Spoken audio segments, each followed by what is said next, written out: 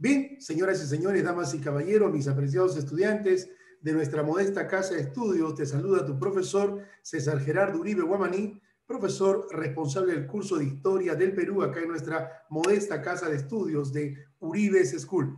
Y esta clase va dedicada con mucho cariño a los estudiantes del segundo año de secundaria, sección A. El día de hoy, así es, jueves ya 24, así es, de junio. Hoy es un día festivo, así es, para el campo agrícola. Hoy es el Día del Campesino, 24 de junio. Un saludo, un abrazo a todos aquellos hombres y mujeres que día a día laboran a través de la tierra para entregarnos los distintos recursos y abastecer los mercados de abasto de nuestra ciudad capital.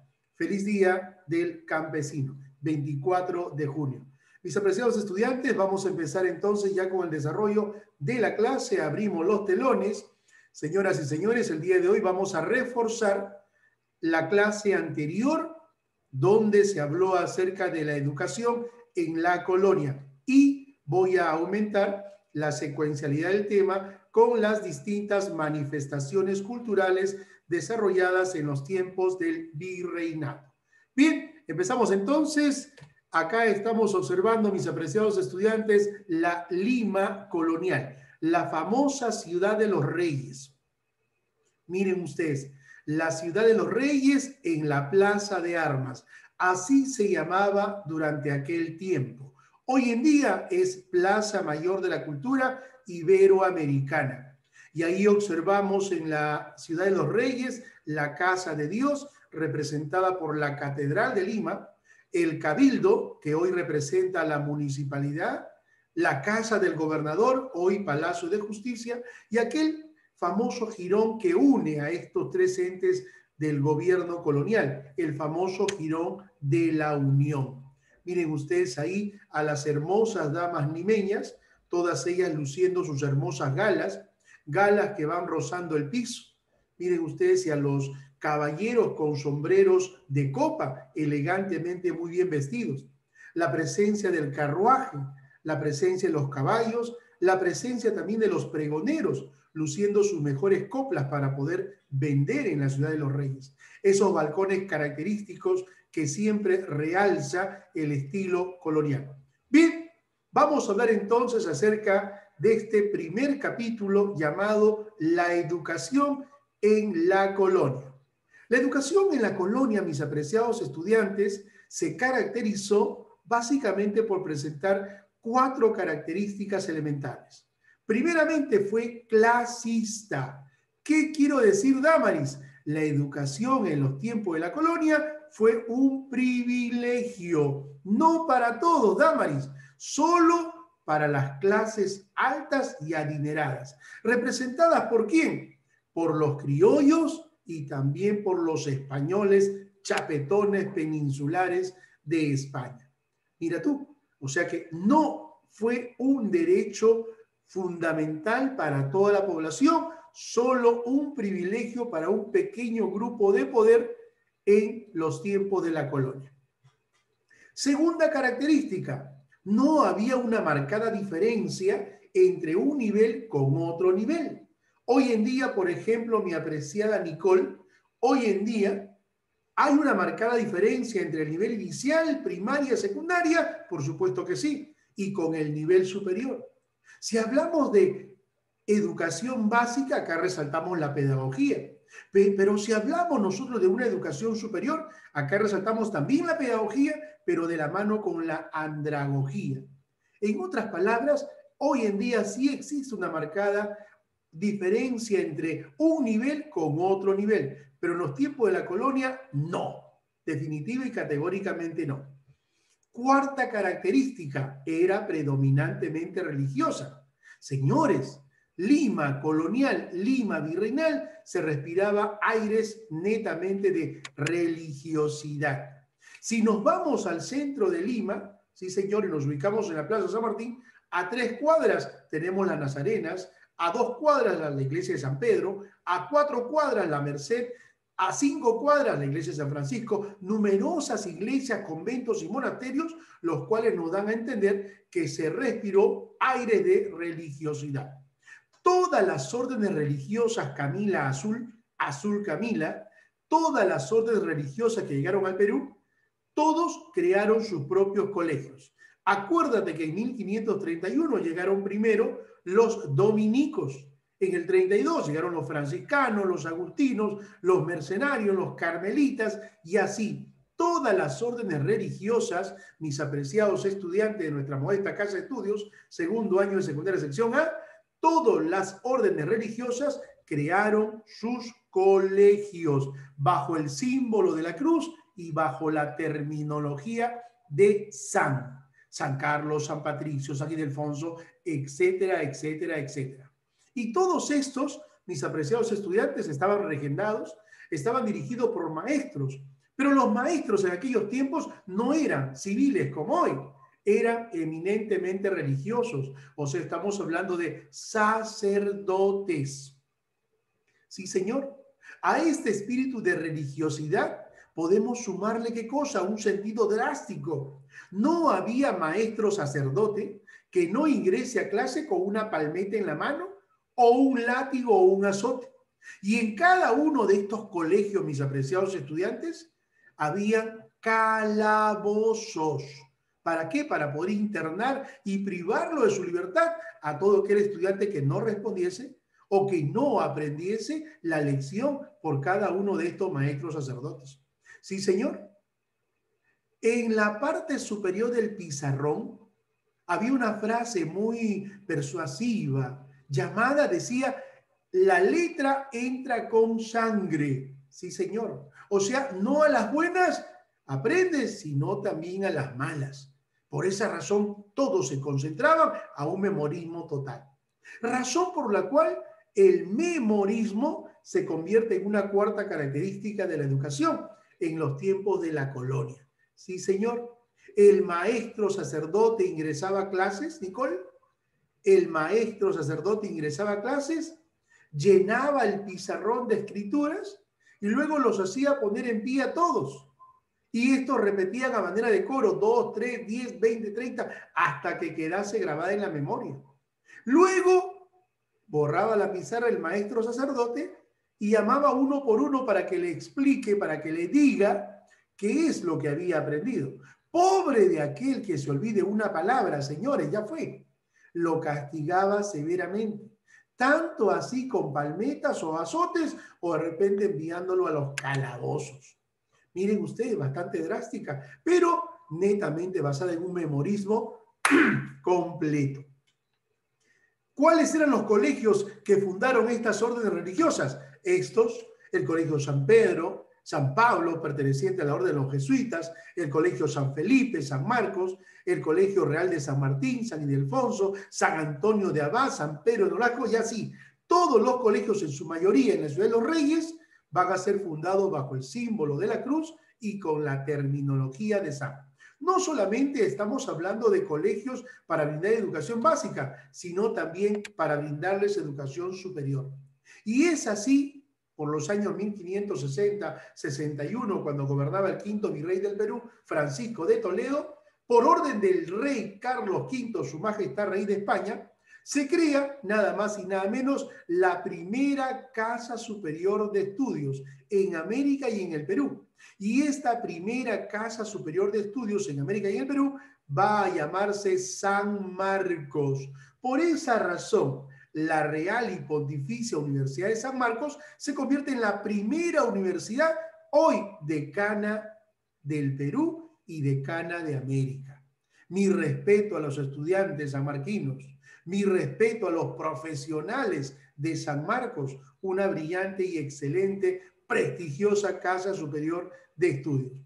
De igual modo, se va a fundar la Universidad San Cristóbal de Huamanga en Ayacucho, se funda la Universidad de San Antonio de Abad en el Cusco y la Universidad de San Agustín en Arequipa. Acuérdense ustedes, la terminología de San siempre estuvo presente no solamente para colegios, sino también para casas superiores de estudio. En este caso, las universidades. Camila Azul. Si hablamos de manifestaciones culturales, acá tenemos que resaltar letras, música, pintura, escultura, arquitectura y el arte del vestir. Sí, señor. Si hablamos de letras, mi apreciada Carlita Farroñán Carrillo, se observa una fuerte influencia y dominio de la literatura española.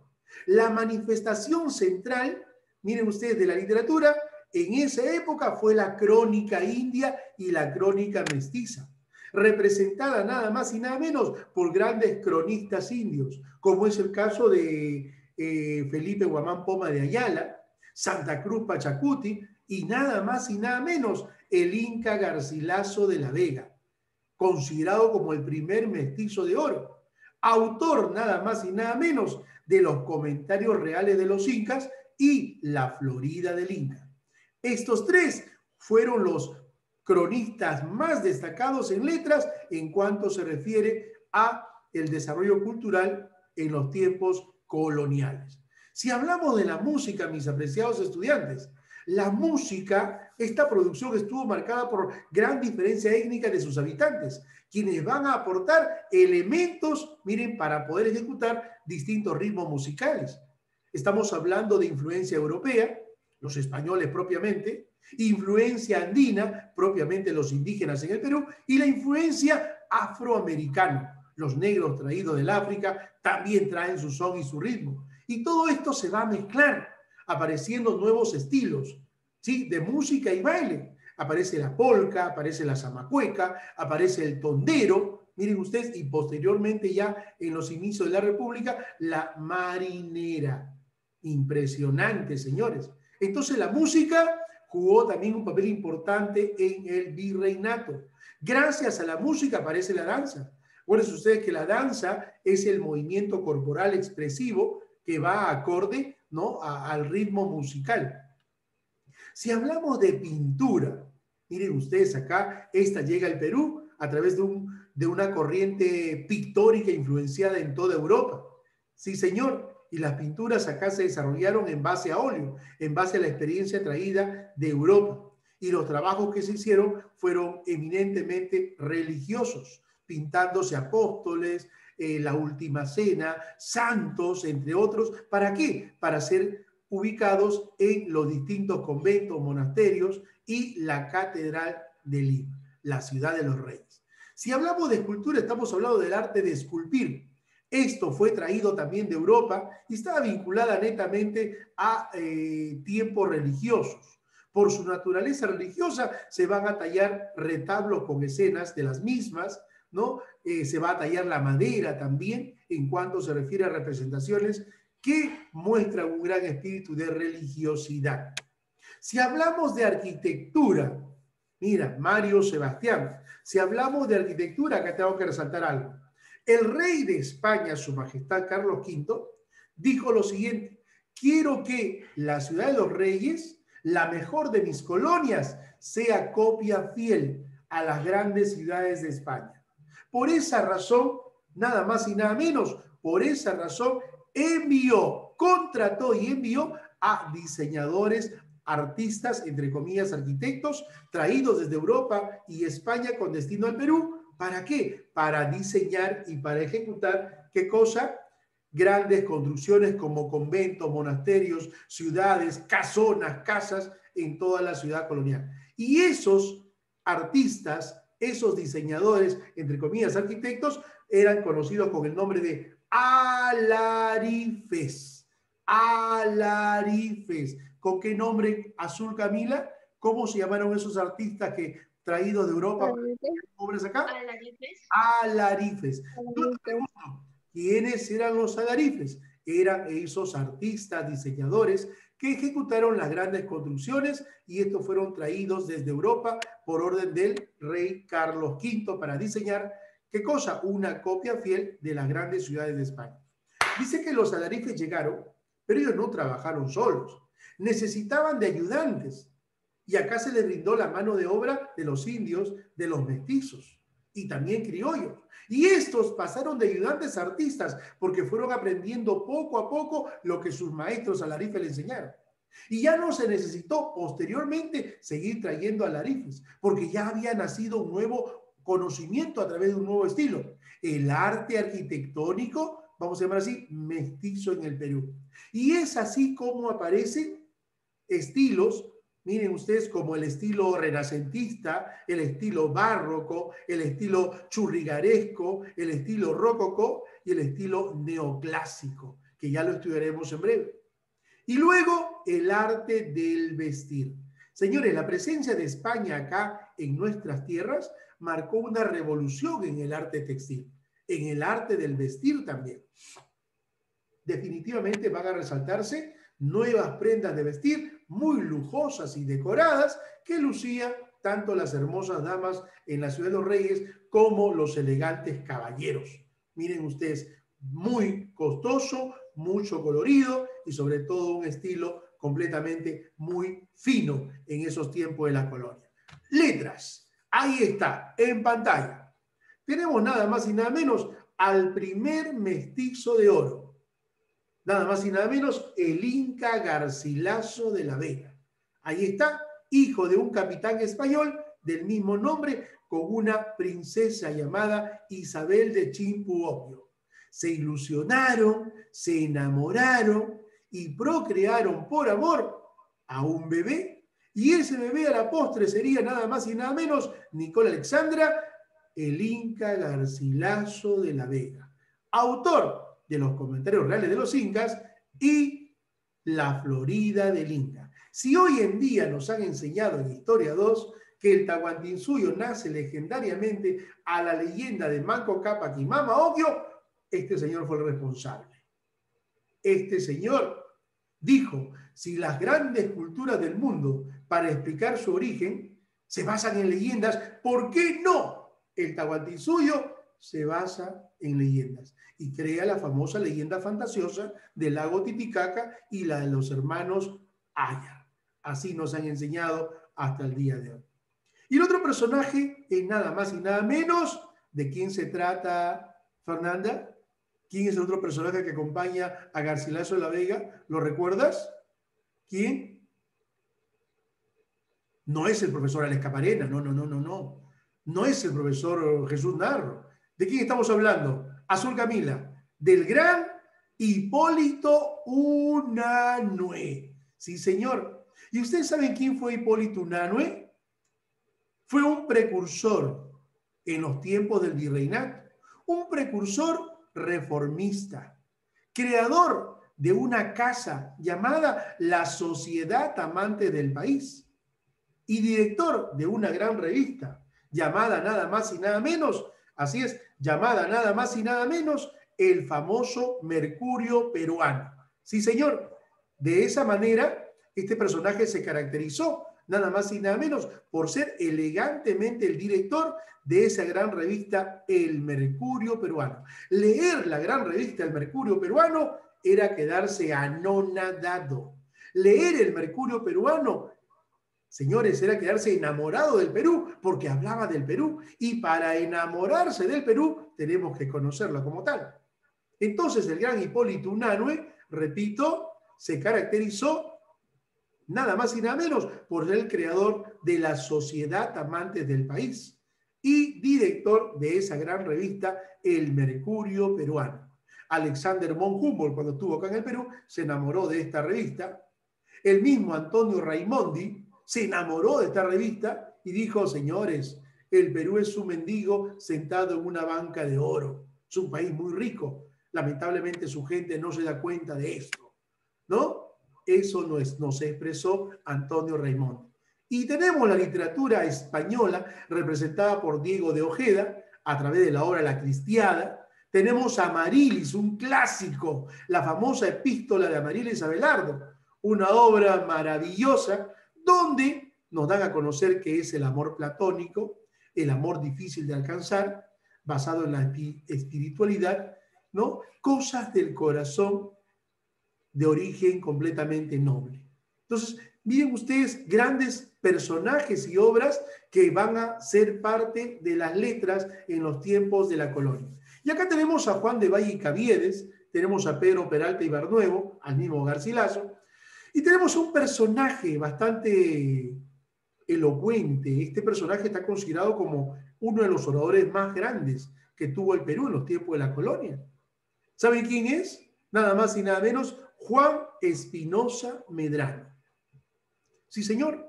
Conocido con el nombre del Lunarejo, o también llamado el Doctor Sublime, el Fénix peruano, el Fénix criollo, el Arpón indiano o el Demóstenes peruano. Autor de la Novena Maravilla y autor del apologético a favor de don Luis de Góngora y Argote. Juan Espinosa Medrano. Escuchar a Juan Espinosa Medrano era quedarse anonadado.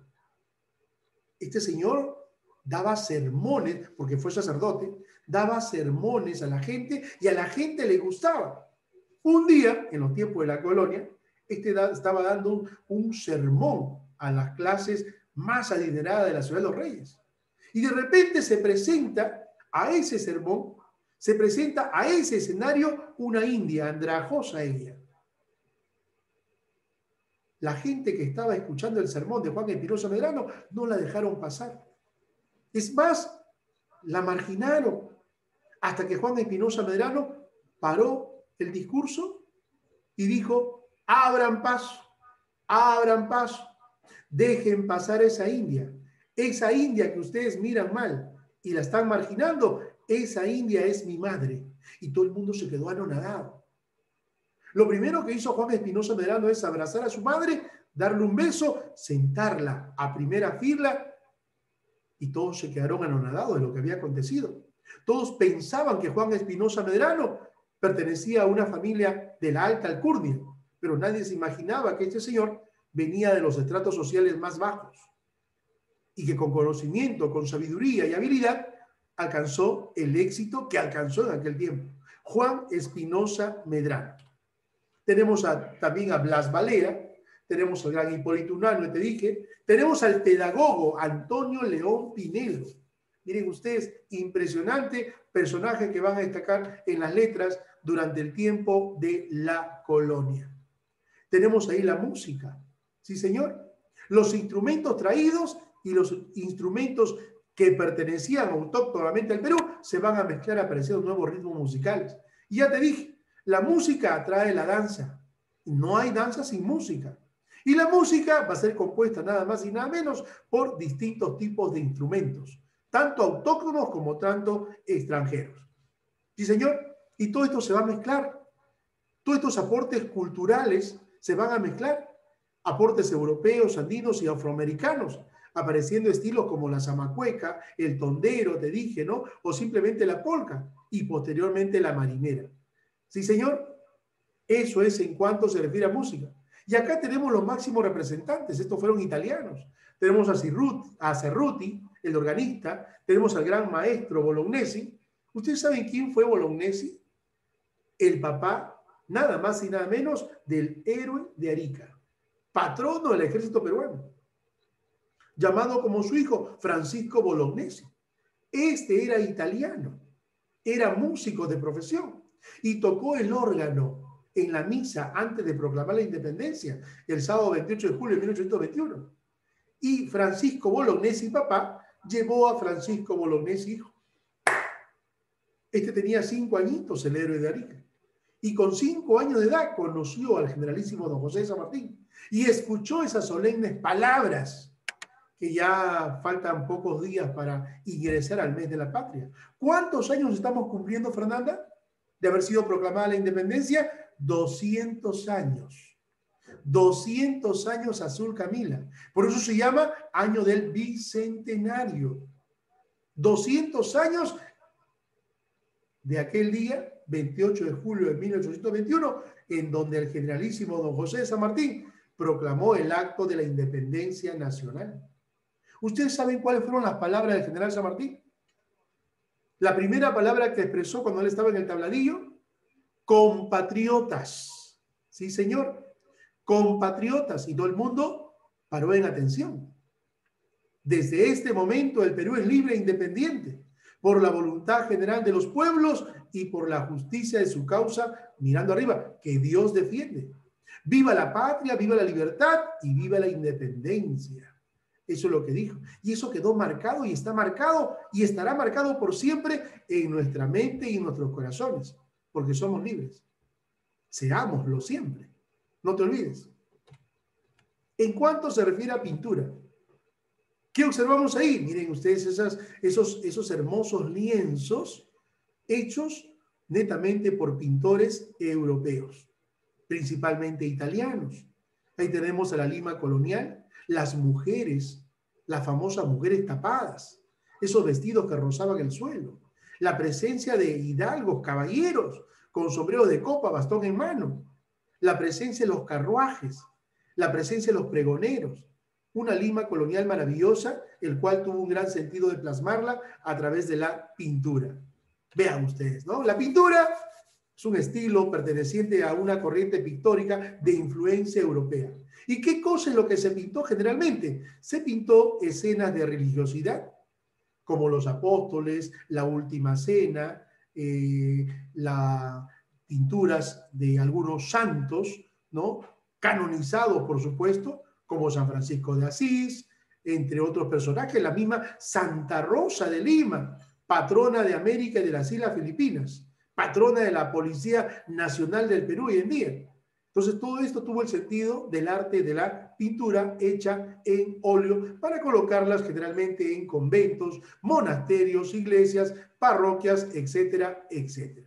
Luego tenemos ahí la escultura, señor Domínguez.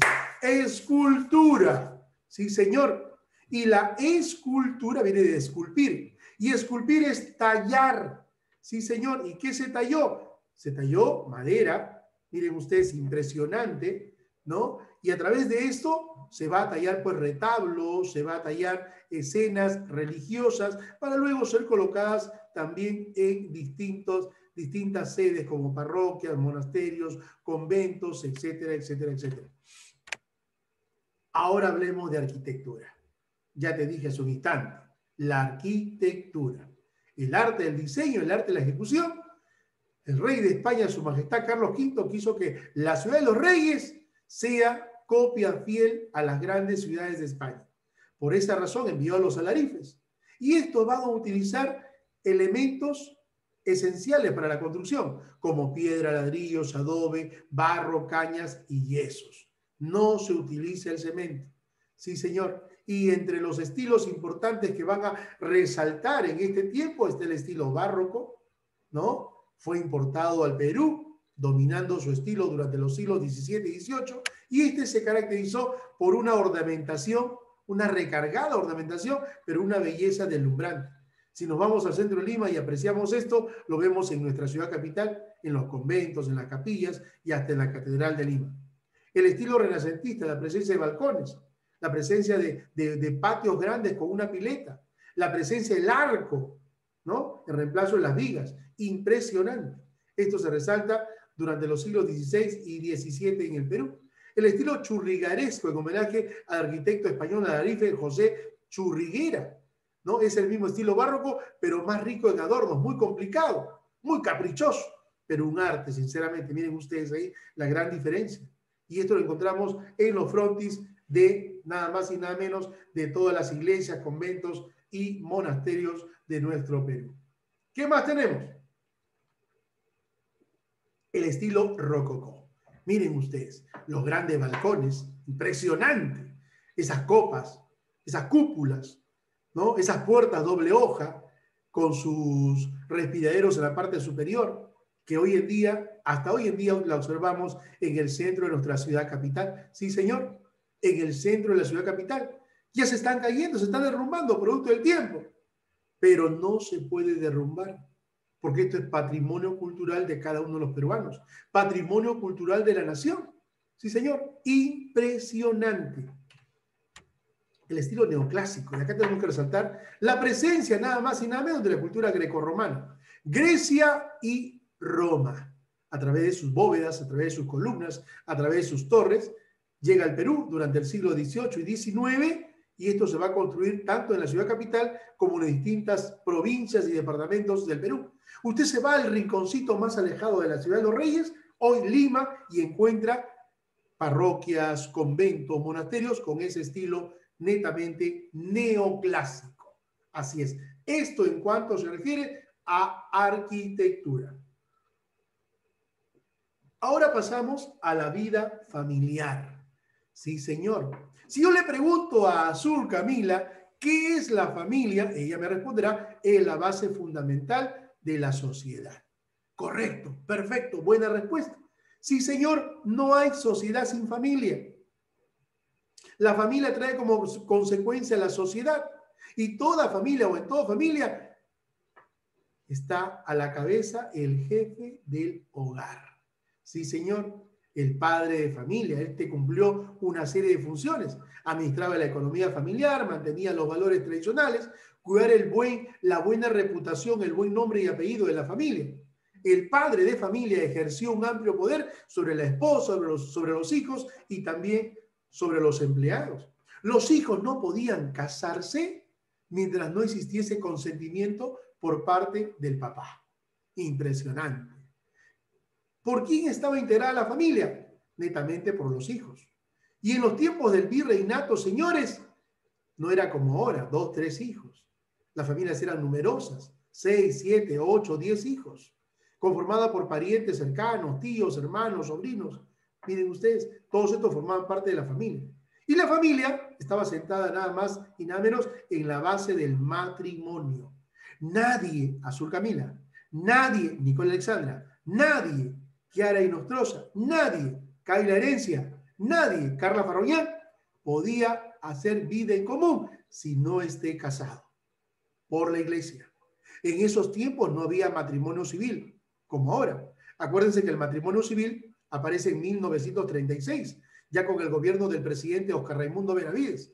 Pero en estos tiempos, señores, hasta el 36, el único matrimonio que unía a las personas para hacer vida en común era el matrimonio religioso. Y nadie podía dormir, nadie podía vivir, nadie podía hacer vida en común si no esté casado por la iglesia. Hasta el día de hoy, la iglesia no acepta que un hombre y una mujer hagan vida en común sin haberse casado ante Dios. Dice la iglesia que esta es una situación de pecado, pero ya es un tema de estudio, es un tema ya de realidad en cada una de las personas.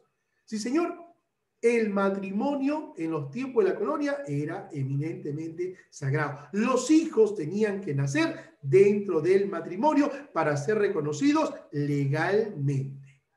En la élite más alta, los matrimonios eran acuerdo de los padres, eran direccionados.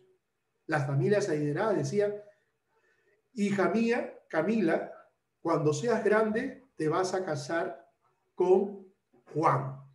Mira tú. Y el papá de Juan decía, Juan, cuando seas grande te vas a casar con Camila. Y entre los papás se daban la mano y acordaban que cuando crezcan sus hijos se van a casar en las élites más altas. O sea, nadie elegía con quién casarse, no, elegían con quién casarlos.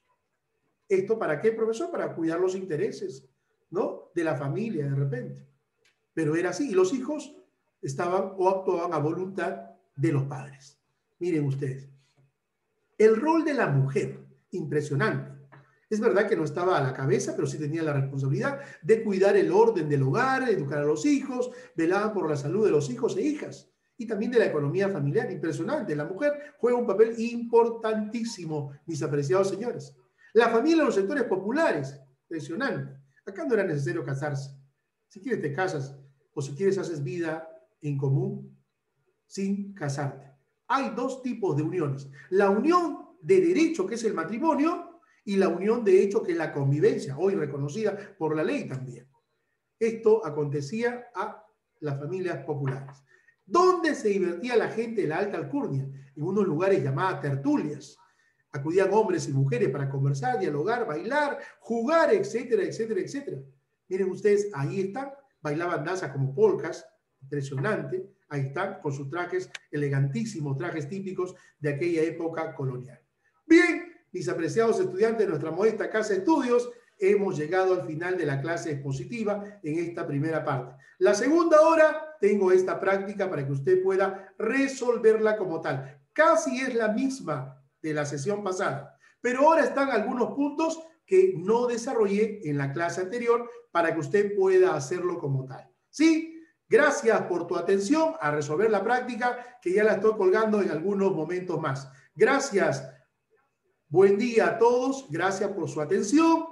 Bendiciones a todos, saludos a la familia. Ya ingresamos a la semana de aniversario de nuestra institución educativa. 12 años al servicio de la educación en nuestro querido Villa El Salvador Uribes School. Gracias. Chao, Camila.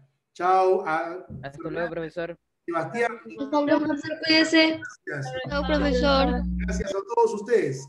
Gracias, Ariana. Gracias. Bendiciones.